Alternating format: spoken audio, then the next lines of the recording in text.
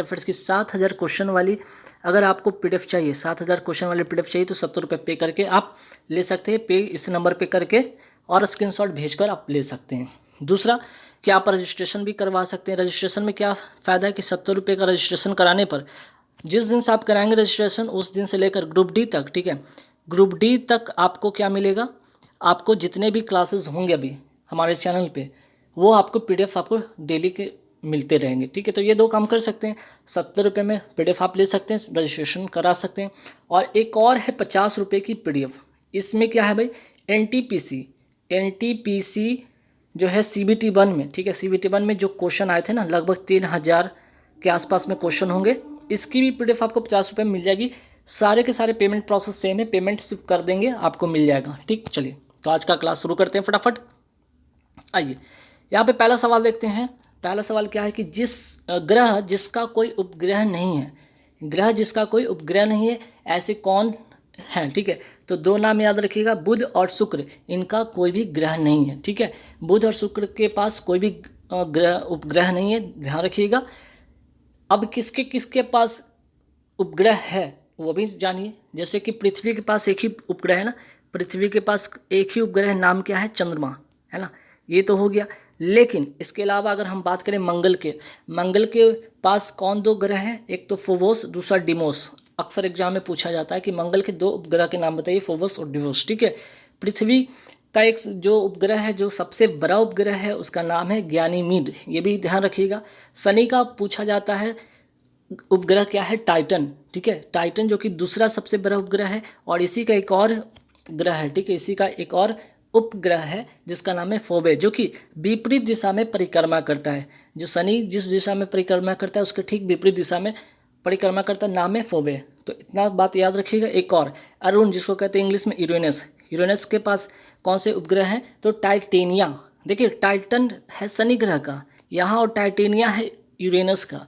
वहीं बात करते हैं वरुण अर्थात नेपच्यून का, इसका क्या है, इसका उपग्रह का नाम है ट्राइटन, ठीक है। तो आपके 5, 6, 7 ऐसे आपको मैं सवाल कराएं जाकि ताकि यहाँ से एक सवाल एग्ज़ाम में आता ही आता है।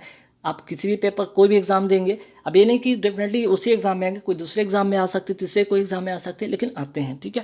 चलिए नेक्स्ट सवाल पे आते हैं। ये भी सवाल काफ़ी अच्छा इंपॉर्टेंट है कि भारत के सर्वोच्च न्यायालय की स्थापना हुई थी। तो अगर बात करें आज़ादी से, अगर मान यहाँ पे बात करते हैं हम अपने स्वतंत्रता से पहले, भारत के स्वतंत्रता से पहले भारत सरकार के अधिनियम 1935 के अधीन एक संघीय न्यायालय के रूप में इसकी स्थापना हुई थी, ठीक है। लेकिन बात अगर करें आज़ादी के बाद तो 26 जनवरी 1950 को भारत के उच्चतम न्यायालय के रूप में इसकी स्थापना होती है। और पहली बैठक जो होती है उच्चतम न्यायालय की वो 28 जनवरी 1950 को होती है। अब आइए इससे जुड़े 2-3 बात इंपॉर्टेंट, जैसे भारत के उच्चतम न्यायालय के पहले मुख्य न्यायाधीश कौन थे, श्री H.J. कनिया, ठीक है, श्री H.J. केनिया, ठीक है, केनिया ध्यान रखिएगा। और वर्तमान में देखिए करंट के भी कुछ इंपॉर्टेंट क्वेश्चन जो कि आपको रखने हैं याद, जैसे वर्तमान में भी कौन है भारत के, ठीक है, भारत के मुख्य न्यायाधीश सुप्रीम कोर्ट के कौन है, तो श्री NV रमना। और कौन से नंबर के हैं, तो 48वें, ये इंपॉर्टेंट है, ये भी ध्यान रखिएगा, ठीक है। भारत के उच्चतम न्यायालय की पहली महिला मुख्य न्यायाधीश कौन थी, फातिमा बीवी, ठीक है। सॉरी यहाँ मुख्य न्यायाधीश नहीं होगा, यहाँ पे मुख्य न्यायाधीश महिला न्यायाधीश सिर्फ करिएगा, ठीक है। भारत के उच्चतम न्यायालय की पहली महिला न्यायाधीश थी फातिमा बीवी। और मुख्य न्यायाधीश थे कौन, श्री H.J. कनिया, ठीक है, H.K. केनिया, ध्यान रखिएगा। चलिए तो इतने सारे ध्यान में रखिएगा सवाल जो कि इंपॉर्टेंट है। और अनुच्छेद ये भी याद रखिए, अनुच्छेद की मैं बात करूँ तो 124 के अंतर्गत इसका गठन होता है सुप्रीम कोर्ट का। अगर हाई कोर्ट की मैं बात करूँ तो हाई कोर्ट का क्या होगा, 214 अनुच्छेद, कौन सा, अनुच्छेद 214 में इसका गठन है, ठीक है। हाई कोर्ट का 214 अनुच्छेद 214 में गठन की बात की गई है, वहीं 124 में सुप्रीम कोर्ट की गठन की बात की गई है। इतनी बात याद रखिएगा। और हाँ यहाँ पे थोड़ा मिटा लीजिएगा, मुख्य नहीं सिर्फ न्यायाधीश, हालांकि मैं पीडीएफ में कोशिश करूँगा कि इसको ठीक कर दूँ। आइए यहाँ पे बात करते हैं रेगुर के बारे में सुना होगा। रेगुर किसको कहा जाता है, रेगुर है काली मिट्टी का एक नाम है जो कि कपास तथा मूंगफली की इसमें खेती होती है इस मिट्टी में। और इस मिट्टी का सर्वाधिक विस्तार है ना, ये महाराष्ट्र में है, ये भी ध्यान रखिएगा। कपास एवं मूंगफली की इसमें खेती होती है इस मिट्टी में। और इस मिट्टी की सर्वाधिक विस्तार जहाँ कहाँ पे है, तो महाराष्ट्र में, ठीक है। और महाराष्ट्र के मैं सवाल पूछूं कि चलिए आप लोग बताइएगा महाराष्ट्र के वर्तमान सीएम कौन है, ये आपके लिए क्वेश्चन है, आप जवाब दीजिएगा। शिवालिक श्रेणी जिसको कहते हैं बाह्य हिमालय का निर्माण किस युग में हुआ है, तो सेनोजोइक युग में हुआ है। ठीक है, भारत की सर्वोच्च चोटी का नाम बताइए, तो सर्वोच्च चोटी का नाम है यहाँ पे गॉडविन ऑस्टिन, जिसको कहते हैं K2 भी कहा जाता है, 8,611 मीटर ऊंचा। वहीं अगर दूसरा बात करते हैं, भारत की दूसरी सबसे ऊंची चोटी कंचनजंगा 8,586 मीटर ऊंचा है और ये सिक्किम में है। वहीं बात करते हैं यहाँ पे नंदा देवी पर्वत, कितना इसकी ऊंचाई है, ये थर्ड लार्जेस्ट है भारत का ऊंची चोटी, 7,816 मीटर ऊंचा, चमोली डिस्ट्रिक्ट उत्तराखंड में पड़ता है। और विश्व की सर्वोच्च ऊंची चोटी माउंट एवरेस्ट, इसकी ऊंचाई है 8,448 मीटर ऊंचा और नेपाल में ये स्थित है। ये सारी बातें ध्यान रखिएगा। पिग्मी की बात करते हैं, पिग्मी निवासी कहाँ के, अफ्रीका के कांगो बेसिन नदी में, ठीक है, बेसिन के आसपास के क्षेत्र में ये जाति पाई जाती है। जोहान्सबर्ग विख्यात है, किस लिए विख्यात है, तो स्वर्ण खनन हेतु, सोने की खान है वहाँ पे सबसे ज़्यादा, और अफ्रीका महाद्वीप में ये स्थित है। कौन, तो जोहान्सबर्ग। ठीक है, चलिए गल्फ स्ट्रीम क्या है, तो गल्फ स्ट्रीम क्या है, एक गर्म जलधारा, ये याद रखिएगा, महासागरीय गर्म जलधारा है गल्फ स्ट्रीम। गारो जनजाति के बारे में यहाँ पे बात करेंगे। गारो जनजाति कहाँ पे पाई जाती है, मेघालय में, और यह मेघालय राज्य की गारो एवं जयंतिया नामक पहाड़ियों पर ये पाई जाती है। तो गारो जनजाति ध्यान रखिएगा। नेक्स्ट सवाल पे आते हैं, भूपटपट्टी में सर्वाधिक पाया जाने वाला तत्व कौन सा है, ऑप्शन में रहेंगे 2-3 और एक्स्ट्रा रहेंगे, लेकिन आपको टिक करके आना होगा, ऑक्सीजन। चलिए कौन सी गैस, ठीक है, कौन सी गैस ओजोन परत की अवक्षय के लिए उत्तरदायी है, तो क्लोरोफ्लोरोकार्बन के कारण ओजोन परत का क्षय होता है। और अगर मैं बात करूँ ओजोन परत किससे बचाता है, तो सूर्य से निकलने वाली, ठीक है, सूर्य से निकलने वाली हानिकारक पराबैंगनी किरण, ठीक है, पराबैंगनी जो किरणें हैं ना, इससे क्या करती है, ये बचाती है। ठीक है, ओजोन परत। और ओजोन की मैं बात करूँ यहाँ पे, तो यहाँ पे याद रखिएगा ओजोन, ठीक है, ओजोन दिवस कब मनाया जाता है, ठीक है, यहाँ से एक और सवाल है, ओजोन दिवस कब मनाया जाता है, तो 16 सितंबर को, ठीक है, 16 सितंबर को मनाया जाता है ओजोन दिवस। ठीक है, ओजोन दिवस 16 सितंबर को मनाया जाता है, ध्यान रखिएगा। और याद रखिए क्योटो प्रोटोकॉल हुआ था ना, क्योटो प्रोटोकॉल जापान में ओजोन परत के संरक्षण के लिए ही हुआ था। ठीक है, ओजोन परत के संरक्षण के लिए हुआ था, ये ध्यान रखिएगा। तो एक तो हो गया आपका ओजोन परत हो गया, और ओजोन दिवस हो गया। ठीक है, ओजोन परत किस लिए, तो सूर्य की पराबैंगनी किरणें के लिए ओजोन दिवस 16 सितंबर को मनाया जाता है। और क्लोरोफ्लोरोकार्बन अगर बात करें ये किससे निकलता है, तो आप लोग घर में रेफ्रिजरेटर यूज़ करते हैं, फ्रिज से निकलता है, आपके जो परफ्यूम होते हैं, डिओ होते हैं, उससे निकलता है, एसी से होता है। ठीक है, तो इन सारे से क्लोरोफ्लोरोकार्बन होता है, जिसके कारण ओजोन परत की हानि होती है।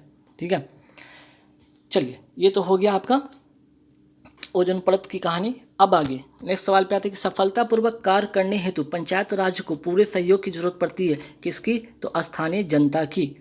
प्रायः किसकी सलाह पर, ठीक है, प्रायः किसकी सलाह पर राज्य में राष्ट्रपति शासन लागू किया जाता है, तो राज्यपाल के सलाह पर। ठीक है, और कौन से अनुच्छेद, तो अनुच्छेद 356। ठीक है, अनुच्छेद कौन सा, अनुच्छेद 356, ध्यान रखिएगा। राज्यसभा के चेयरमैन कौन होते हैं, तो राज्यसभा के चेयरमैन होते हैं भारत के उपराष्ट्रपति होते हैं। ठीक है, लोकसभा को कार्यकाल जो होता है, कार्यकाल पूरा होने से पहले भंग किया जा सकता है, किसके द्वारा, तो प्रधानमंत्री की सिफारिश पर राष्ट्रपति के द्वारा। ठीक है, प्रधानमंत्री के सिफारिश पर राष्ट्रपति के द्वारा, ये ध्यान रखिएगा, इंपॉर्टेंट बातें हैं। चलिए आगे बात करते हैं, कावेरी जल विवाद किन 2 राज्यों का है, तो ये भी याद रखिएगा, कावेरी जो जल विवाद है ना, ठीक है, कावेरी जल विवाद कर्नाटक एवं तमिलनाडु का है। राज्यसभा के सदस्य चुने जाते कितने साल के लिए, तो 6 वर्ष के लिए। राज्यसभा को भंग किया जा सकता है जैसे लोकसभा को भंग कर सकते हैं, नहीं, राज्यसभा को भंग नहीं किया जा सकता है, क्योंकि यह एक अस्थायी सदन है। ठीक है, चलिए लोकसभा के कम से कम कितने सत्र बुलाए जाते हैं, तो लोकसभा के कम से कम वर्ष में 2 बार, ठीक है, 2 बार बुलाए जाते हैं, ध्यान रखिएगा, वर्ष में 2 बार बुलाए जाते हैं सत्र, वर्ष में 2 बार। और अनुच्छेद किसके अंतर्गत, तो अनुच्छेद 85 का के अंतर्गत। चलिए आमतौर पर भारत के प्रधानमंत्री होते हैं लोकसभा के सदस्य। ठीक है, लोकसभा के क्या होते हैं, ये सदस्य होते हैं। नेक्स्ट सवाल पे आते हैं कि भारतीय संविधान ने केंद्रीय सरकार की अधिशासी शक्तियों को किसमें निहित किया है? तो भारत के राष्ट्रपति में। और अनुच्छेद 53 क्या कहता है कि इसके अनुसार संघ की कार्यपालिका शक्ति किसमें निहित होगी? राष्ट्रपति में निहित होगी। भारतीय संविधान की प्रस्तावना में भारत को किस रूप में घोषित किया गया है? एक सार्वभौम समाजवादी धर्मनिरपेक्ष के रूप में। शुष्क बर्फ किसको कहा जाता है? ठोस कार्बन डाइऑक्साइड को कहा जाता है। प्रकाश विकिरण की प्रकृति होती है तरंग एवं कण दोनों के समान। मोस्ट इंपॉर्टेंट क्वेश्चन है, ठीक है, छाप लीजिएगा ये। अब यहाँ पे देखिए डिस्क्रिप्शन में मैंने क्या लिखा है। आइंस्टीन ने सिद्ध किया कि प्रकाश की प्रकृति कैसी होगी? कण जैसी होगी। वहीं थॉमस यंग ने सिद्ध किया कि प्रकाश की प्रकृति कैसी होगी? तरंग जैसी। तो तरंग एवं कण दोनों के समान होगी, ठीक है। चलिए, सूर्य प्रकाश का धरती की सतह पर पहुंचने में लगने वाला समय कितना होता है? 8.5 मिनट। ध्वनि का वायु में वेग अनुमानतः कितना होता है? 330 मीटर पर सेकेंड, ठीक है, 330 मीटर पर सेकेंड, ध्यान रखिएगा। पानी का घनत्व अधिकतम कितना होता है? तो 4 डिग्री सेल्सियस पर अधिकतम होता है। सीवी रमन, ठीक है, सीवी रमन को भौतिकी का नोबेल पुरस्कार कब मिला था? 1930 में, ठीक है, 1930 में, ध्यान रखिएगा। सीवी रमन को मिला था 1930 में भौतिकी के लिए नोबेल पुरस्कार, ठीक, और रमन प्रभाव के लिए, अर्थात कि प्रकाश के स्कैटरिंग के लिए। वहीं 1968 में किसको मिला था? हरविंद खुराना को, ठीक है, हरगोविंद, ठीक है, हरगोविंद खुराना को, ठीक है, हरगोविंद खुराना को क्या मिला था? डीएनए के लिए, ठीक है, डीएनए के संश्लेषण के लिए मिला था 1968 में नोबेल पुरस्कार। दूध उदाहरण है किसका? कोलैडी विलियन का। 1 पिकोग्राम बराबर होता है 10 पे पावर 12 ग्राम के। स्टील को कठोरता प्रदान करने के लिए क्या वो उसमें मिलाई जाती है? क्रोमियम की मात्रा या क्रोमियम की मात्रा उसमें बढ़ा दी जाती है। घरेलू एलपीजी सिलेंडर में दाब मापक नहीं प्रदान किए जाते। कारण यह होता है कि अगर इसका यूज़ किया जाएगा तो इसके द्वारा क्या हो जाएगा? चोक हो जाएगा, ठीक है। क्रोमैटोग्राफी की तकनीक का प्रयोग किसमें होता है? रंगीन पदार्थों के प्रभाजी आसवन में, ठीक है।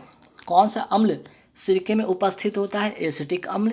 प्लास्टर ऑफ पेरिस का सूत्र क्या होता है? CSO4 इंटू, ठीक है, CSO4 का होल 2 इंटू H2O। सूर्य पर ऊर्जा का निर्माण होता है किसके रूप में? नाभिकीय संलयन के रूप में। विटामिन सी का रासायनिक नाम क्या है? सैट्रिक अम्ल। किस खनिज द्वारा लोहा प्राप्त किया जाता है? तो हेमेटाइट के द्वारा, ठीक है, हेमेटाइट के द्वारा। एक कार बैटरी में प्रयुक्त विद्युत अपघटक होता है क्या? तो सल्फ्यूरिक अम्ल, ठीक है, H2SO4। स्वामी सहजानंद का संबंध किससे है? तो बिहार के किसान आंदोलन के साथ। और 1936 में स्थापित अखिल भारतीय किसान सभा के ये क्या थे? सहजानंद इसके अध्यक्ष थे। और महासचिव कौन थे? NG रंगा थे, ठीक है। चलिए, झारखंड में दामोदर नदी प्रवाहित होती है एक भ्रंश घाटी में। प्रसिद्ध पर्यावरण विशेषज्ञ सुंदरलाल बहुगुणा किस काम के लिए जाने जाते हैं? तो चिपको आंदोलन के लिए, ठीक। उन 2 प्रमुख राजनीतिक दलों के नाम बताइए जिनका रूस की सन 1917 की क्रांति में महत्वपूर्ण योगदान रहा। बोल्शेविक तथा मेंशेविक की पार्टियां। स्टैच्यू ऑफ लिबर्टी कहाँ है? संयुक्त राज्य अमेरिका में। अंतर्राष्ट्रीय न्यायालय कहाँ है? द हेग में।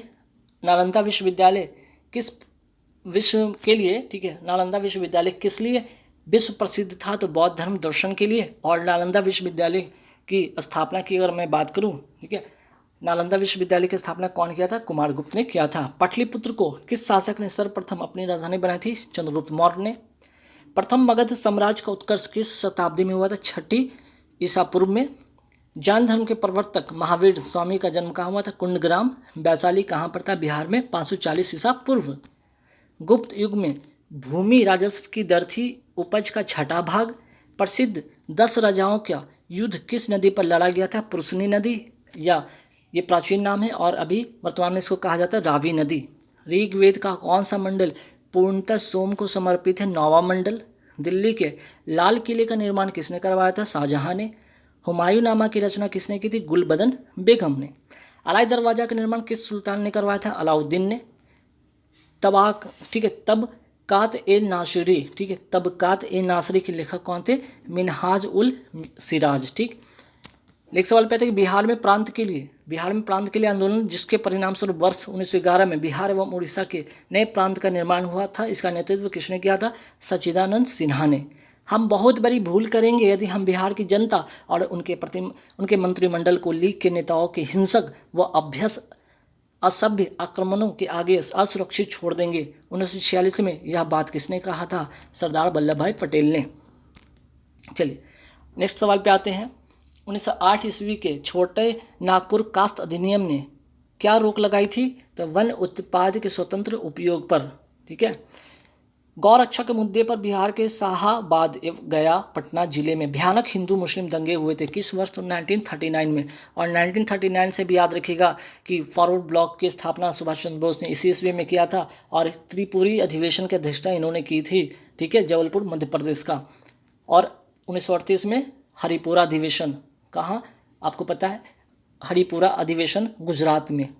ठीक है। और सुभाष चंद्र बोस ने क्या किया था? इसकी अध्यक्षता की थी। 1938 1939 दोनों याद रखिएगा। अक्टूबर 1943 आज़ाद हिंद सरकार के निर्माण की घोषणा की गई 21 अक्टूबर 1943 को और सिंगापुर में, और किसके द्वारा? सुभाष चंद्र बोस जी के द्वारा।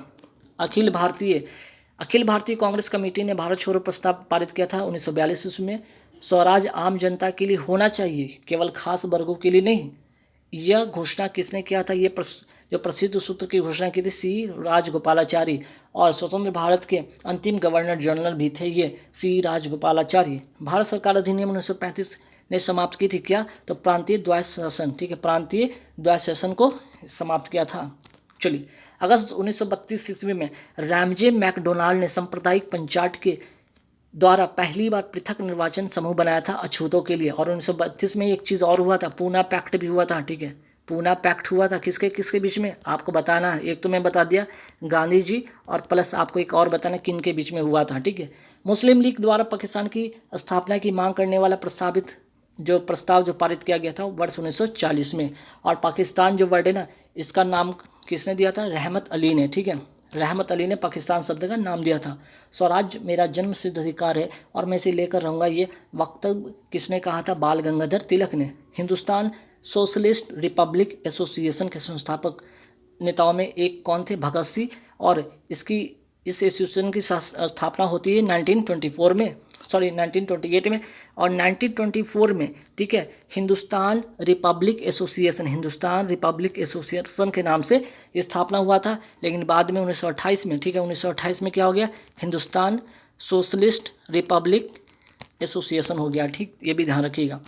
पूर्ण स्वराज का प्रस्ताव लाहौर कांग्रेस में पारित कब हुआ था? 1929 के ईस्वी में। ठीक है, वंदे मातरम गीत किसने लिखा? बंकिम चंद्र चटर्जी ने। ठीक है, बंकिम चंद्र चटर्जी ने आनंद मठ से लिखा गया है, आनंद मठ में। ठीक है, इसमें उद्धृत है। ठीक है, याद रखिएगा, वंदे मातरम गीत बंकिम चंद्र चटर्जी के द्वारा लिखा गया है।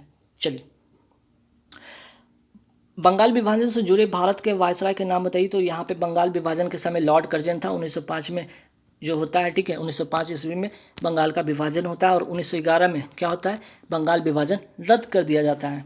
ठीक है, चलिए, भारतीय राष्ट्रीय कांग्रेस की स्थापना कब होती है? पहले तो ए ह्यूम के द्वारा होता है 28 दिसंबर। ठीक है, 28 दिसंबर 1885 में। ये भी बात ध्यान रखिएगा। भारतीय राजनीतिक में सन 1947 के बाद किस महिला ने सर्वाधिक योगदान दिया था? अरुणा आसफ अली ने।